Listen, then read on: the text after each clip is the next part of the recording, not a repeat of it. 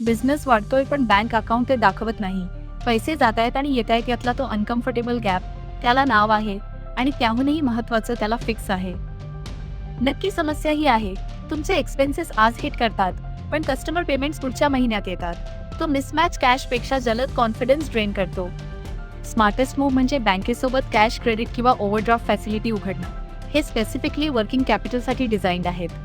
तुम्हाला जेवढं हवं तेवढं बॉरो करा आणि तुम्ही ॲक्च्युली वापरलेल्यावरच इंटरेस्ट द्या, फुल लिमिटवर नाही. हाच रेग्युलर लोनपेक्षा की डिफरन्स आहे आणि खरे पैसे वाचवतो. हे सेटअप करताना काम झाल्या लगेच बिलिंग करा, 1 आठवड्यानंतर नाही.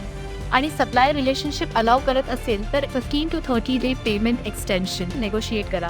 श्वासासारखं आहे, पैसे आत मग पैसे बाहेर, रिदीम मॅनेज करा. बिझनेस अलाइव्ह आणि मुव्हिंग राहतो.